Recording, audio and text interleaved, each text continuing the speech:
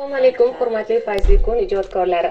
Men Mirishkor tumani Chandar qishlog'idan Narqul O'rinov bo'laman. 1-oktyabr ustoz murabbiylar kuni bilan barcha ustoz murabbiylarni, do'stlarim Olmos Xalifni, Elmurod Xo'jamurodovni, Qasim Xotamovni, Shavkat Arslon, Bobomurod, Klara Qurbonovni, yo'ldosh do'stimni Misrjon ukamni va Chandar qishlog'ida yashayotgan barcha ustoz va murabbiylarni qizg'in tabriklayman va mana shu she'rimni bayram tabrigi deb bilgayman, o'qib berishingizni so'rayman debdilar. Albatta o'qib beramiz. Biz ham ustozlaringizni, yaqinlaringizni bayram bilan tabriklab qolamiz.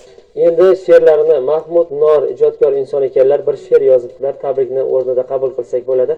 Bir kuplet siz, bir kuplet men o'qib yuborsak. Marhamat. Ulug' odamlarning ulug' bayrami, ustoz murabbiylar vatanning tog'i, sizlar ila gullar o'lkaning bog'i, ustoz murabbiylar bayram muborak. Barchaga o'rgatasiz ilm va ta'limni, quyoshga o'xshataman ustozlar sizni.